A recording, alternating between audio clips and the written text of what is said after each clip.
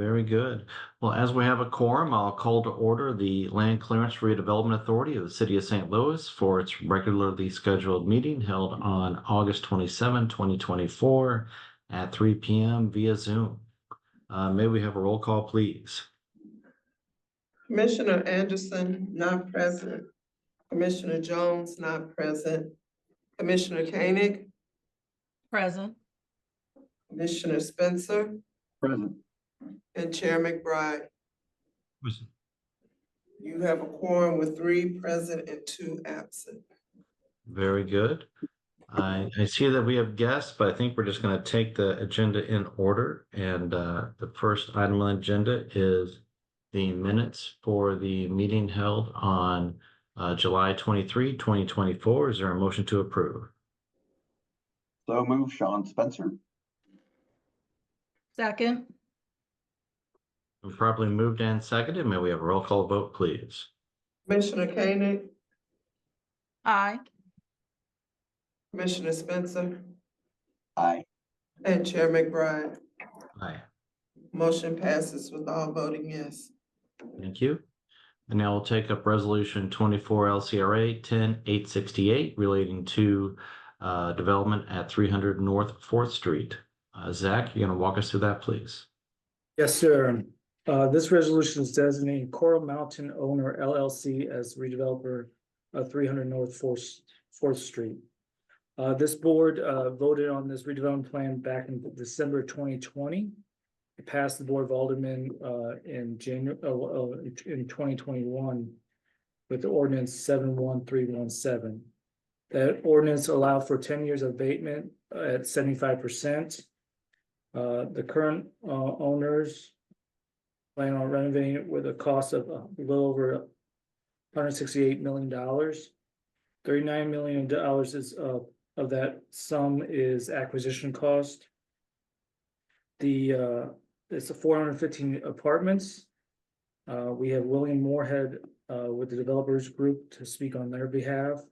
Jake Nelp here to talk about the fiscal scorecard, and Andrew now to go over the community scorecard. That's score 36.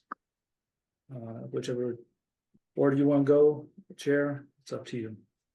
Mr. Moorhead, if you could just give us some context as to what's been going on and also bring us up to date from, I guess, December 2020 to now. So we have full flavor on that, and just recall that at least one of our commissioners was not on the board in December of 2023 or 2020, excuse me. So, Mr. Moorhead. Absolutely. Nice to meet everyone, and thanks for having me today. I'm on the investments team here at New and Found, and in terms of what's been happening since 2020, I think the property was acquired in 2021. We've been just working on adjusting the scope to find a deal that works both financially and for the city of St. Louis itself. So it's been a long journey to get here, but I think we have a good product and a viable project at this point. And could you give us some particulars as to whether maintaining the same unit mix or if there have been any changes in amenities, any of the commercial retail, things of that nature? Yeah, this project will just address the multifamily tower in the garage. And we're planning to upgrade the amenity package. There's a rooftop pool that we're going to refresh, update the fitness center, add some life into the community rooms, and spruce up the lobby. In terms of the unit mix, we're keeping it at 415 units as it stands today, and reconfiguring some of the units, making some convertible units that were previously studios to 1-beds. But other than that, the profile of the units themselves are going to remain relatively the same, with the exception cosmetically they'll be completely different. They'll be in the 21st century. They'll look like a new construction deal that you'll typically see today. In addition to complete overhaul of the MEPFP interior systems of the building, which is a significant driver of the cost. And could you get into that a little bit more, please? Yeah, I mean, it was built in 1965, so a lot of those systems are original with the building. So we're making those more energy efficient and just replacing all the insides of the building to make it more energy efficient, but also to um, extend the life of the building because it needs a little bit of love. And are you gonna have to move out any of the current occupants to perform these upgrades? Correct. We anticipate ideally starting construction in the first quarter of next year, and we would wind down the building completely. And I think it's about less than 50% occupied today. So that would include, yeah, having people vacate the building, and we looked into potentially keeping people in there, but from a life safety and logistics perspective, it was not viable. All right. Any questions from the commissioners for Mr. Moorhead? Commissioner Spencer. Thank you for your investment in this historic property. Glad you touched on the MEP updates and upgrades because the tax abatement, is critical for the long-term investment. So I'm glad you touched on that. Could you talk to us a little bit about your state and federal historic tax credit application, and is that approved? And do you expect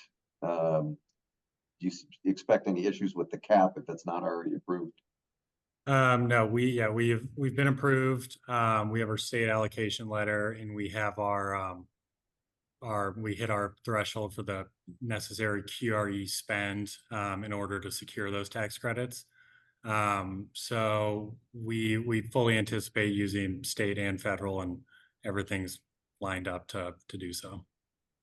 Thank you. Any other questions for Mr. Moorhead?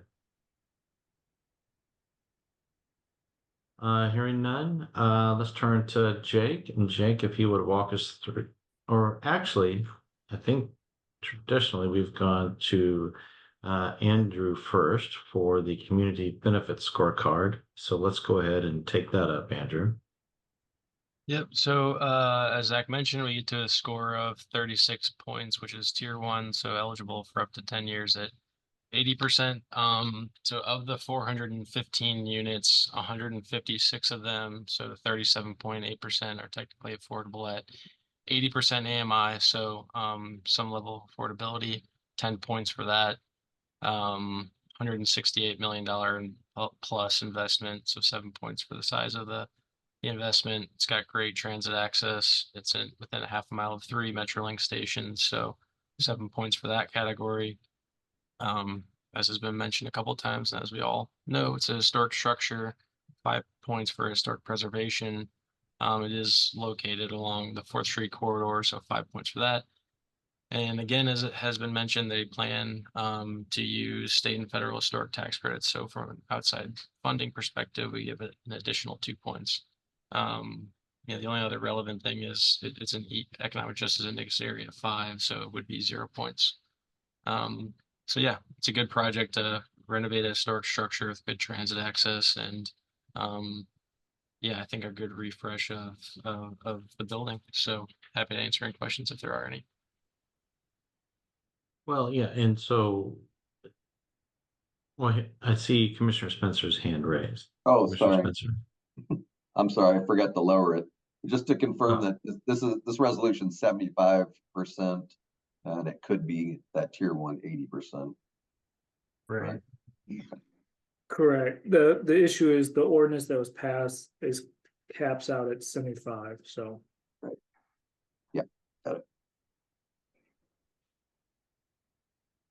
Yeah, I don't have any questions on this unless you do, Commissioner Kennedy.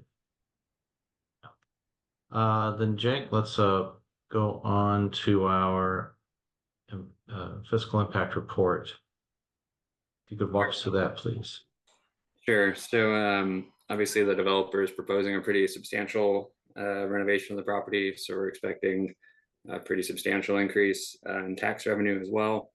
I would say kind of in addition to the improvement in the property, current assessments have been dropping pretty steadily as a result to its condition, age, and vacancy. Current base taxes, the property sits on 2 parcels, but current base taxes around 340,000. Once a renovation is complete during the abatement period, we expect average taxes over that 10-year period around 667,000, increasing to about 1.9 million after the abatement ends. One kind of small but significant programming note here is that does include the 558 parking stalls. That accounts for almost 15% of all the taxes from the property. Is just the parking alone. We value that using a cost approach as opposed to an income approach they would use for the apartments. So we basically have a flat assessment rate for structured parking, and we have a separate flat rate for surface parking as well. There's a small job creation component associated with management and maintenance of the property. So that's 12 FTE at an average wage of about 38.7, excuse me. And then potential MWB impacts of the $168 million budget, 78.5 million of that is hard costs, which results in minority-owned enterprise impacts of 18.86 million and women-owned impacts of 8.6 million. We have total 10-year fiscal benefit to the city of 1.82 million, increasing to 6.6 million over 20 years, and impacted school districts of 2.4 million over 10, increasing to 12.3 million over 20 years. And then revenue for the other taxing districts, so that's the other 9 districts, Zoo Museum, Community College, etc. Impacts of 866,000 rounding over 10 years, increasing to 4.4 million over 20 years. And we have an estimated developer return incentivized at 5.8%, which is well below the regional adjusted median of 7.9 for a residential property like this. So happy to take any questions. Any questions for Jake on his financial impact report? Commissioner Spencer. Hi, Jake. Thank you for putting all these numbers together. I think it's a great example of how important tax abatement and historic and state historic tax credits are to making a project a reality. These are the types of graphs that I love to see, especially on the long term, but there's also some short term benefits as well. One of the things that I wanted to ask you about was the existing school taxes and the existing city taxes, because as I deal with a lot of vacant properties and a lot of different neighborhoods, we actually see the value of those property taxes to the school and to the city taxes going down versus going up. Could you give me a little background on why there is that slight increase? Is it due to a specific city tax that I might not be thinking about? The slight increase, where can you clarify a little bit? I'm sorry. The city taxes on the bottom of the graph, and the light yellow it's on the projected revenues. I think that goes to the increased valuation of the building and the increased leasing or lease rate of the building. Is that right, Jay? Yeah. So the residential portion is, we model it using an income approach. So essentially, the higher the rents are, the higher the taxes are. That was kind of what I was alluding to with the parking as well, is that that's just like a flat line cost per space approach.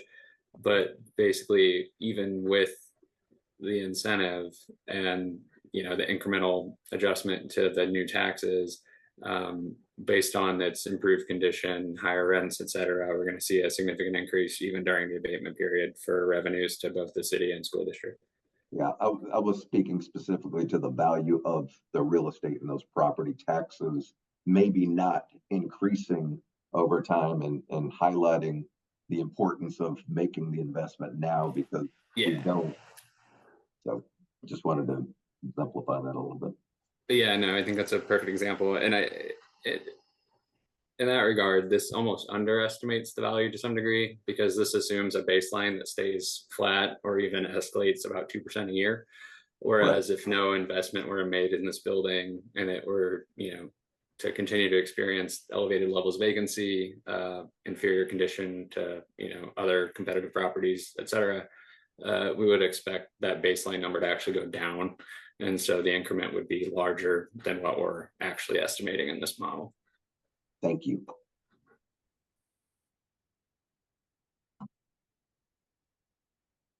Anything else from the commissioners with to Mr. Nero? No. Mr. Moorhead, this type of incentive. Well, let me ask you this: are there any other incentives that you're seeking from the city?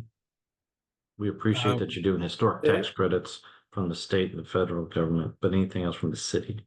We would also be looking for sales tax abatement on the construction materials. Okay. And that'll be down the road. That's something we've discussed with Zach, and I think we're going to work on next month. Yes, Okay. you'll have a repeat of this in front of you next month. And does the ownership group will continue to own this through the period of the abatement? Correct. It is. It's in an opportunity zone, and our partners on it are strictly opportunity zone investors, so they are in it for at least 10 years. Got it. And as you know, the incentive in front of us, it relies on a but-for causation that without the incentive, the project then wouldn't go forward. I mean, could you let us, what if this were not to pass, then what would be the situation of the project to the owners? It would be, I think it's the definition of a but-for case. I think it would be pretty catastrophic. All right, any other questions from the commissioners? Hearing none, I'd entertain a motion to approve resolution 24 LCRA 10868. So moved. so move. Spencer. Second, Oh. Spencer. Sorry, Lori. Moved by Okay. Commissioner Koenig, seconded by Commissioner Spencer. May we have a roll call vote, please? Commissioner Koenig, Aye. Commissioner Spencer, Aye. and Chair McBride. Aye. Motion passes with all voting yes. All right, very good. And good luck on your project. Thank you, everyone. Really appreciate it. All right, now we're going to take up resolution 24 LCRA 10869 relating to 1128 Washington Avenue, better known as the Shelton. Can Zach, you walk us through that, please? Yes, sir. This resolution is declaring 1128 Washington Avenue to be blighted and approving a redevelopment plan for the same address. Within that redevelopment plan, we would allow for up to 10 years of abatement at 80%. The properties has been recently bought by Oliver Properties Investment LLC, It's not the Shelton. and his I got plans on mistaken. I think I sent us on the wrong path. So it's not the Shelton. I apologize. yeah, that's coming later. This is That's coming the later. former Bobby's Place. The former Bobby's Place, which Yes. which also has great music. No offense, Peter Palermo, but It's been a while. go ahead, Zach. Chair, because I don't know the last time music's been played at Bobby's Place, but the property was bought for a little over $800,000. They are planning on investing $14 million into the property. It'll be 52 units of corporate housing on the upper floors, and the first floor will be restaurant space. Now, Oliver Properties has bought a couple other properties around this building. I'll let Craig Heller go a little more in depth on their plans for this building and maybe perhaps go more detail on the other buildings around it. He's here to speak on behalf of the developer. Jake Narup is here to speak on the fiscal scorecard, and Andrew Knopp will speak on his community scorecard also. Very good. Craig, let's take it. I want to let you give some more context to this particular project, please. Sure, thank you, Chairman. My thanks to Zach and his staff and everyone who worked on this, and Alderman Aldridge This is a really tough project for a number of reasons. It's worth noting that this was a a property that never was got rehabbed back in the 2000 to 2010 when all the other ones around it were getting rehabbed. And I think there's a couple of reasons for that. First, it doesn't have any parking. And that's something that we can correct with some of the other investments we're making in the community and in close proximity to this building. Second is it's a high-rise building for its height, so you have all the cost of a high-rise. It's a standby source or generator for the standby bus. You got elevators and high-rise fire alarms, all that. So a lot of cost, but only a little over 40,000 square feet to spread that cost around and try to recoup all those costs. So making the numbers work are really hard. It's a tough floor plate with 33 feet across the front and 150 deep. And then as we dig more into this building, we realize there's some structural issues that are going to have to be addressed. So when you add all that up, it's a really tough project. And frankly, the only reason we're willing to take it on is because it is in an area where Oliver Properties is investing heavily. We've bought a number of other multifamily buildings that were distressed in the area, and we're investing heavily into those to make them competitive again in today's multifamily market. We're activating first floor spaces in and around this building, acquiring and improving a large parking lot to the south of this property for the neighborhood and neighborhood's benefit. And then also with the TDD, the Washington Avenue TDD that we inherited when we bought some of the buildings, we're using those proceeds to help maintain Washington Avenue, whether that's street trees or sidewalks or cleaning or street lights, anything that needs attention. We try to come up with the resources for that. So it's really a community effort. This building is kind of in the middle of what we're doing. So that's kind of the reason we're taking it on. All right, and can you go ahead? One thing real quick, we have this building under contract. And so we intend to close here relatively soon. In the description for this particular unit mix is the corporate housing. Could you kind of give some color on that about how that would differ potentially from any other type of housing, residential or other? So yes, our plan here is to build relatively small units based on the odd floor plate and the small size of the floor plate. Knowing that just unfurnished studios don't really rent and small bedrooms don't always do so well in downtown, we decided that we'd do something that isn't currently offered, and that's do a building that really is tailored to folks who are working in downtown on a short period of time, traveling nurses, that type of thing. The occupants of this building will share the amenities in our neighboring buildings. So there will be a lack of amenities. We'll have clubhouses and fitness rooms and all the usual stuff that you see these days. So we think it's something a little unique. We would be leasing these by the month, not by the night. We don't intend to get into the hotel business. For city ordinance, anything under 30 days of rental, I think, is considered subject to the hotel tax and considered a hotel room. We don't tend to do Airbnb or anything like that. We're just, we see a market for some folks who are, again, needing shorter term furnished housing.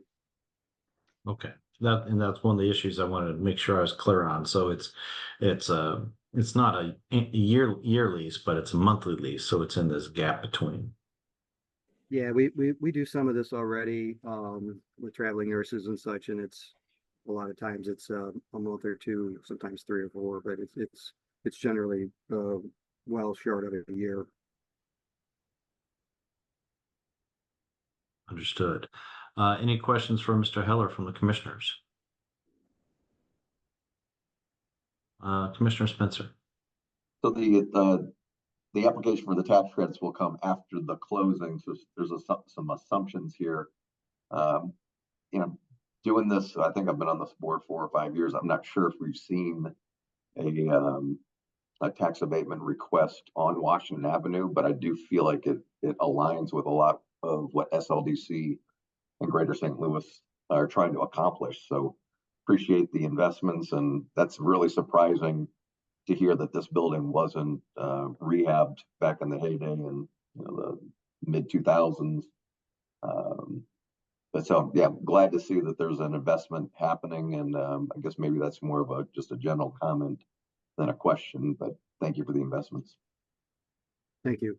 We are our tax credit applications have been submitted about a month or two ago. So hopefully things will all line up for a closing on the property here in the next few months, and then all of our financing closing in the early next year, and then construction starting in probably April or so is what we're targeting at this point.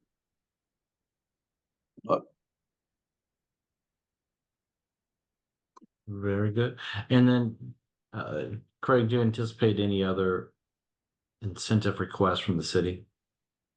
Or Not to at the this- city, from you to the city? No, not at this time. Okay. We're hoping we can do it like with the historics and just a reabatement. Understood. All right. Let's see. Andrew, do you have a report on this? I'm not seeing it in my package, Yep. but now I see it on the screen, so that's fine. Would you proceed then? Yep, so we had the 33, another tier 1, eligible for up to 10 years at 8%. So it's again within a half mile of a Metrolink station, so 7 points for transit access. We know it's going to create some jobs, and so we conservatively went with the lowest tier on the job category. Actually should say 5 points for that line item. So another historic renovation. Building was built in 1903, 5 points for this. It's on Wash Ave, so commercial corridor we care about. 5 points for that. The size of the investment just under $16 million, 4 points for that. And the plan of using state and federal historic tax credits, and we get 2 points. So 33 points, tier 1. If you have questions, happy to answer them. Any questions for Andrew on the community benefit scorecard? Thank you. Seeing none, then we'll take it to Jake for the fiscal impact report. Jake, could you walk us through that, please? Sure. So this is a mixed use project. So a combination of kind of a residential and a commercial assessment. The property has base taxes of $35,000. We expect that to increase to about $56,000 during the abatement period, and about $170,000 after the abatement period. I think there may be a typo in some of your materials where it says 175,000. My mistake. That number is 170,000. Based on the total project cost of 15.7 million, we have hard costs of about 10.3 million, which would be minority-owned business impacts of 2.47 million and women-owned business impacts of 1.13 million. 10-year fiscal benefit to the city is 674,000, increasing to 1.77 million over 20 years. Fiscal benefit to the school is 243,000, increasing to a little under 1.5 over 20 years. And revenue impacts for the other taxing districts, are about 53,000 over 10 years, increasing to 429,000 over 20 years of estimated net present value of the incentive of about $550,000, which is about 3.5% of total project costs. And we have incentivized internal rate of return, developer return of 7%, which is again below the adjusted regional median of 7.9%.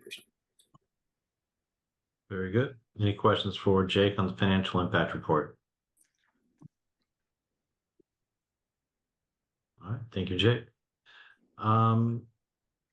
Craig, with regard to the ownership, is Oliver Group, Oliver Properties Investment, are they intending to own the property for the entire duration of the abatement?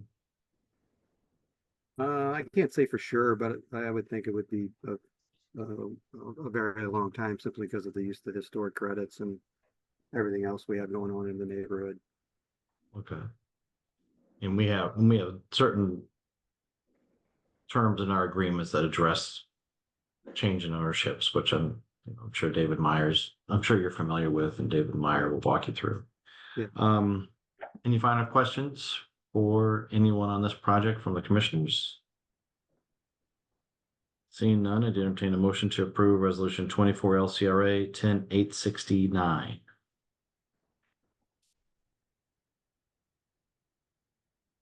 I so move. Second, Probably moved and seconded. May we have a roll call vote, please? Commissioner Koenig, Aye. Commissioner Spencer, and Chair McBride. Aye. Motion passes with all voting yes. Thank you and good luck, Craig. Thank you. All right, now we're going to move down a little bit further down Washington and take up resolution 24 LCRA 10870 relating to the MDFB contribution to the Sheldon Concert Hall. Have Rob and Jake Nara indicated to speak, so I'll let you guys arm wrestle to see who goes first. Jake won. Or defer to Yeah. Rob. They thumb wrestled. We'll give Zach a break on this one. So this resolution authorizes activities related to the contribution tax credits anticipated to be obtained from the Missouri Development Finance Board, or MDFB, to support the substantial renovation of the art gallery and event spaces of the Sheldon Concert Hall and Art Galleries.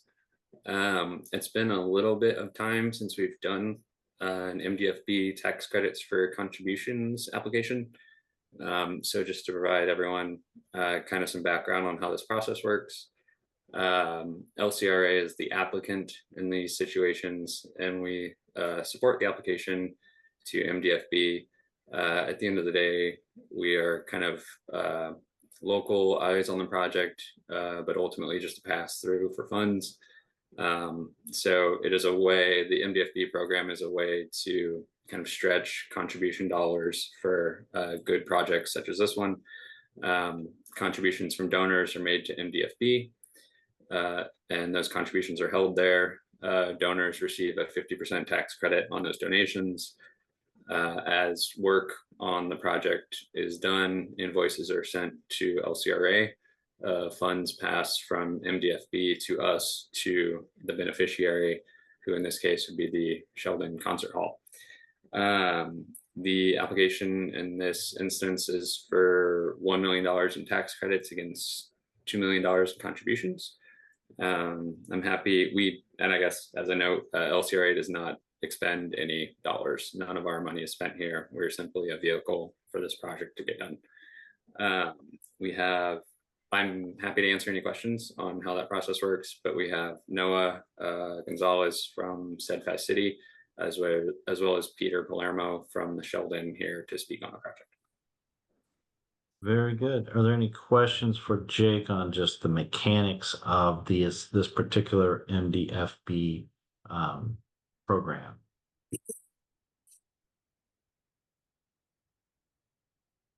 Okay, I think we'll move on. So thank you for covering that. All right, Noah or Peter, I'll defer to you as to if you could give us just more context on how the Sheldon would be using the funds, and just provide anything that you wish for the board to hear. Yeah, of course. I'm going to share my screen. I hope that's right. I have just a handful of slides that I'd like to walk through very, very quickly. Hopefully you all could see this. So just some We can, yes. great. Just some very, very quick background. I promise I won't read everything that's on the screen.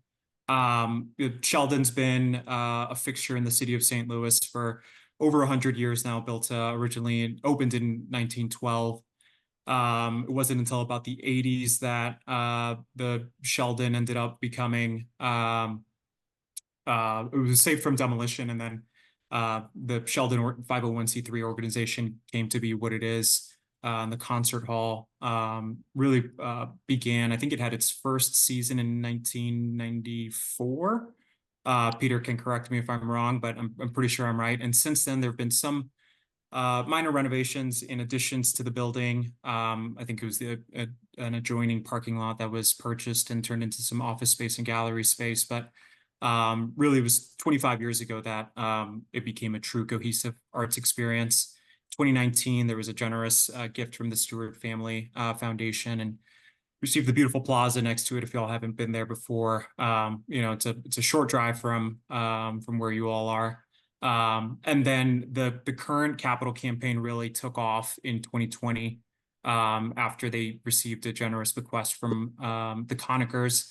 Part of that request has already been spent updating certain aspects of the facilities, including a new 700 seat event venue, modernizing some offices for the staff, and then critically some community meeting spaces, which a lot of sister nonprofits use for things like galas and fundraisers. It's a huge amenity that the Sheldon provides for the community. And so, with that initial kickoff, Peter and the rest of the exec team really put together a vision for what the Sheldon could look like and could be, modernizing it for the 21st century. Peter will tell you we have perfect concert space with incredible pitch, but the rest of the amenities of the building are really lacking. Peter hates to call it the hidden gem of St. Louis only because there's so much there. It could be its own tourist destination, and we want to really upgrade the facilities, the infrastructure to make that happen. So really make bring the world-class aesthetic from the concert hall into all of the spaces that visitors experience, enhancing the visitor experience from the moment you walk in to when you sit down for your concert or whatever gallery, whatever reason you're there for. We had Jake pull up a few of the renderings, but just really want to get into the detail of what we're doing, mostly focusing on 4 key areas. I'll start a little out of focus here, but if you're at the Fox, you turn left on Wash Ave, you look down the street, you're going to miss the Sheldon unless you know it's there, right? So a key aspect of this renovation and expansion is creating a true street presence, adding some signage where it's impossible to miss that this is there. Critically adding lighting to make folks feel comfortable when they're heading down there and visiting for a show. When you walk in right now, you get smacked in the face with a wall as soon as you step through the doors. The goal is to tear down that wall, really turn it into an open concept, enhancing the space available for pre-concert activities, maybe a pre-concert concert in and of itself with just a musician there. Also additional space for some of the education programs like the educational concert series that primarily benefit area schools, critical partnership with the SLPS. And then as you move up into the second floor, enhancing the visitor amenities I mentioned, adding more bathrooms, redesigning the bar, which is a critical income generator for the Sheldon. So adding to the financial sustainability of the project and of the facilities moving forward. And then also for folks who haven't been there, there's about 7,000 square foot of gallery space, which currently is, again, unless you know it's there, it's really hard to access. And so, it's this whole idea of integrating the gallery with the new space. And so you walk in, you do the concert, you do the the galleries. It's really a cohesive experience for the visitor. And then finally, additional flexible program space, as I mentioned. A huge amenity for the area is this event space for nonprofits, for individuals, a lot of weddings, a lot of bar mitzvahs, graduation parties, etc. Again, a huge revenue generator for the Sheldon. So just want to make sure we hit on the financial sustainability of the project. And then with that, just very quickly going into the sources and uses. So it's about a little shy of an $8 million project, about 7.8. These are the latest estimates from Trivers, who's the architect for the project. As far as the sources go, we're hoping for a $1 million MDFB tax credit allocation to generate $2 million in contributions. We are getting ready to prepare our NAP application. So it's additional tax credits from the state to help finance this project. So we'll submit an application for $250,000 in tax credits to leverage $500,000 in donations. That application goes live tomorrow. And we should know by the end of the year, whether we were successful or not. The largest piece of the sources here is $5 million from the Sheldon's ongoing capital campaign. We are confirmed $4 million out of the $5 million already raised. There's no doubt in Peter's mind that we're going to hit the $5 million by the time construction starts. And then that remaining gap, about $385,000, we're pursuing additional grants and foundation funding. Anything that remains would be just additional capital campaign dollars that would need to be raised. Have a robust plan for fundraising. And then not on here, but just in terms of timing, I think we're estimating that the street presence improvements would actually start maybe December, January, ahead of the renovations on the inside of the building. And then there would be some demo work behind the scenes activities done in the spring, really gearing up for the summer being the main construction period. And that's done so that we can sort of shut down during the slowest part of the season to minimize the impact on operations and funding. And then opening probably Q4 of 2025. And with that, happy to entertain any questions. Thank you, Noah. Any questions from the commissioners? Executive Director Palermo, anything to add? Just that our board and the community we serve are excited about this project. I feel that myself and the board, we hold this treasure of St. Louis is in trust to the community, and this is an effort to make it viable and sustainable. And my timeline, when I look at how long should the Sheldon be here, the timeline is forever, as far as I'm concerned. So this is a way for us to keep this place relevant and continue to operate and give visitors the amenities and the experience they expect in the 21st century. Outstanding. Well, it certainly is a treasure for the city. And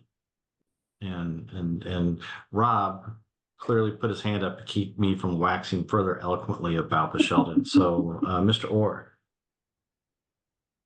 Yeah, I don't want to keep you from waxing eloquently, Chairman, but I did this. Maybe I'm not sure if this is Lori's first or second, maybe MDFB tax credit for contribution application. So just to give you guys a little flavor, this is another great project in a long line of projects that LCRA has been the applicant for.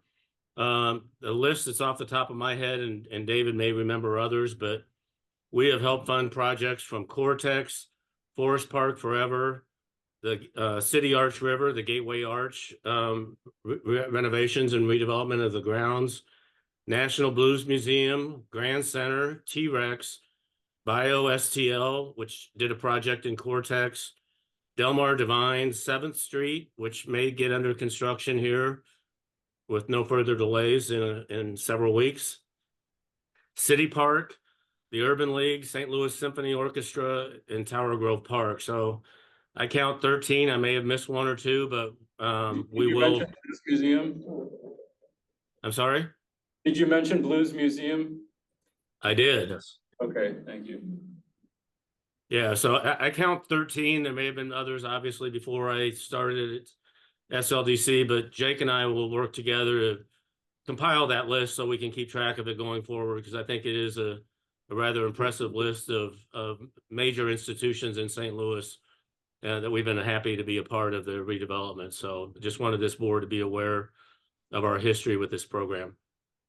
And I'll add, there were not any before you joined SLDC. The first one was Cortex, and that was a long, drawn out one because there were several iterations, and then the program began to get used much more regularly after that. So we can attribute all of it to Rob, sounds like. Yeah. All credit to Rob. Thank you, Rob, for going through all that. That is very impressive. The best Lots part, of no risk important for money. facilities.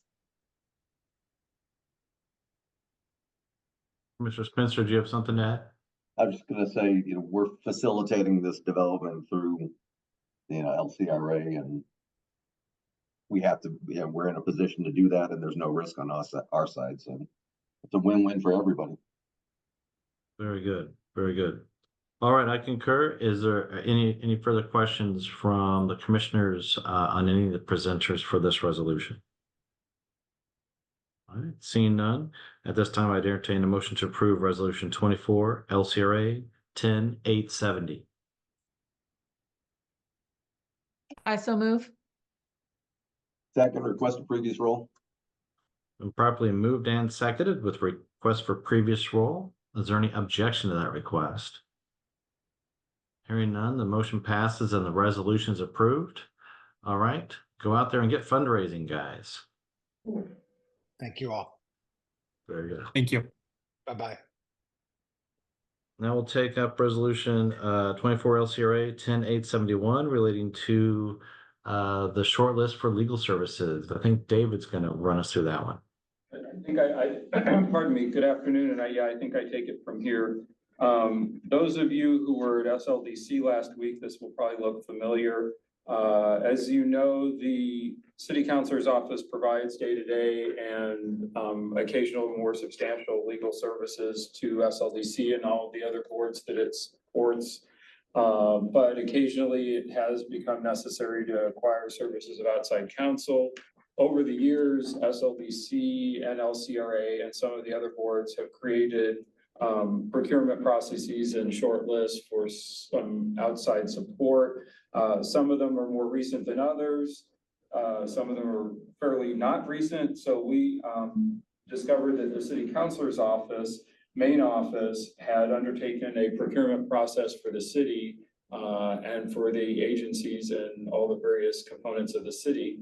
And as the services were pretty much similar in many aspects to what SLDC requires, and because again, it's our department that provides the support, we recommend adopting that short list that the city has adopted for your own use. We, as I alluded to, we have taken this to SLDC. It was approved there. We expect we may take it to a couple of other SLDC staff boards to assist them as well when they need legal services. We probably will not be taking it to all boards because some just don't need that. But we are presenting this list to you. And I'm happy to answer any questions, but I will add that I was not personally involved with the creation of this list. I'm trusting the judgment of my colleagues in City Hall on the determination that these are the right types of firms for these types of categories, but these are the categories of services that we do often use here.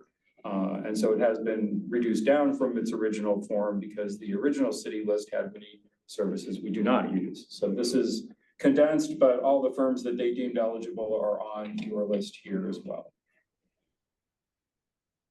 Very good. Any questions for David on this resolution?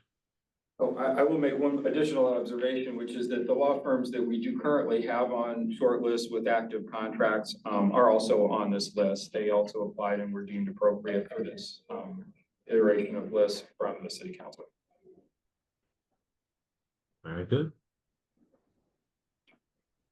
I will be abstaining from this because I believe that my firm's name appears on the list. But if there are no questions, I will entertain a motion to approve resolution 24 LCRA 10871. So moved. Second, Moved and seconded. May we have a roll call vote, please? Commissioner Koenig, aye. Commissioner Spencer, Aye. and Chair McBride.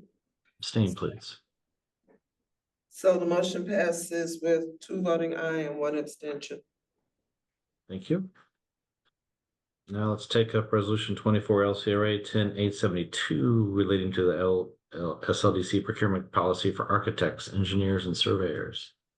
Thank you. Yes, and so this is a new policy over the years, I guess I should say over many, many years, because LCRA has been around since the 1950s. We're quite certain that there had probably been a policy of this nature, but it is undoubtedly antiquated. Missouri has specific requirements around how a procurement can take place by public bodies of architects, engineers, and surveyors. So we need a separate policy. We've been following the requirements of the law, of course, but never explicitly adopted a policy by this board in recent times. So it has been developed and is being presented to you. The primary difference between this and the regular, so to speak, professional services is that when you're acquiring these types of services, you're not actually allowed to ask for a dollar amount in your incoming process. It's a negotiation that takes place after the responses have been submitted. So you'll see RFQs or requests for qualifications rather than proposals. But of course, it required some adjustments in the language. So this is the version that we've developed and are presenting to you for your activity. Very good. Any questions for David on this resolution? Hearing none, I'd entertain a motion to approve resolution 24 LCRA 10872. So moved. I so Spencer. move. Oh, I second. Moved and Request for seconded. May we previous have- roll. I abstained from the last one, so I actually need to do a roll call on this one. Gotcha, I'm learning. No issue. No issue at all. But let's go ahead and do it. Do you have the motion and second Yeah, in the yeah. minutes? Okay, Yeah. let's have a roll call vote. Roll call vote, please. Then. Commissioner Koenig, Aye. Commissioner Spencer, Aye. and Chair McBride. Aye. Motion passes without voting yes. Thank you. Now we'll take up resolution 24 LCRA 10873 relating to procurement policy for everyone not in the previous resolution. Plural. Thank you. Yeah, as you can see, this was while we're at it, why don't we take this as well? So the non-architect engineers, surveyors, and it is the only way to describe it. Policy's been updated actually a couple of times since you last adopted it in 2021. So we wanted to bring the most current version to you for your approval. And in this case, the substantive change that has developed over the last year or so is the creation of a standing substantial awards committee. It's sort of taken its own life as a recommending body, but it meets on a monthly basis if there is business for it for substantial projects. For substantial contracts. And that committee is comprised of a member of the Board of Aldermen's selected member by the President of the Board of Aldermen, a member appointed by the mayor, and a member appointed by the comptroller, as well as at least 2 staff members of SLDC. And it's comparable to the old policy that we used to use for all projects until 2022, or 2021, when we adopted our present one, which allows SLDC to manage its own finances when no city money is involved, which is generally the case, except in our current time frame where we have a fair amount of funding from grants and otherwise through CDA. So that committee has been meeting regularly. We wanted to incorporate the process since it worked well. So it actually did add about a half a page of content to our current policy, and that is what we are bringing you this afternoon for your approval. Happy to answer any questions. Thank you, David. Any questions for David Meyer on this resolution? Commissioner Spencer. Just wondering if it's giving you some built-in efficiency, and it's just making it a little bit easier to make decisions, and just how's that new committee working out for you at SLDC? It actually has brought a fair amount of efficiency. Prior to this, every time that we had any contract of any size above a delegated amount, we had to contact the mayor, the president of the board of aldermen, and the comptroller to appoint a person from their office and create a new committee every time. Sometimes that could take a couple of weeks depending upon availability. Upping the amount and then creating a standing committee with standing members, we've significantly reduced the support staff's energy on this. And we now have a routine where people know that there's a meeting coming, they get their documents together. Our support staff knows to pull things together and make things available in a timely manner and shepherd us through. So it's actually been significantly better as far as our process goes. Others may have an opinion like Rob, but I've noticed it works much better. Great to hear. Always improving. There we go. Very good. Any other questions for David or any of the staff members on this resolution?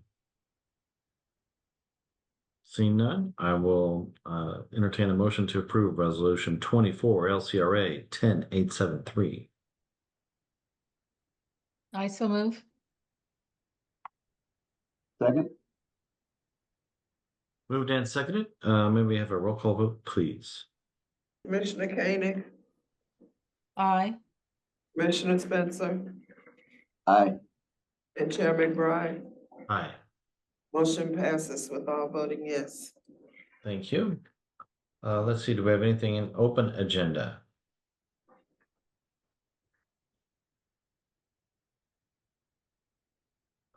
Hearing none. I'm scrolling to the top here of my PDF. So our next meeting is scheduled for September 24, 2024. If there's nothing else before us, I would entertain a motion to adjourn. So moved. I second. Moved and seconded. We are adjourned.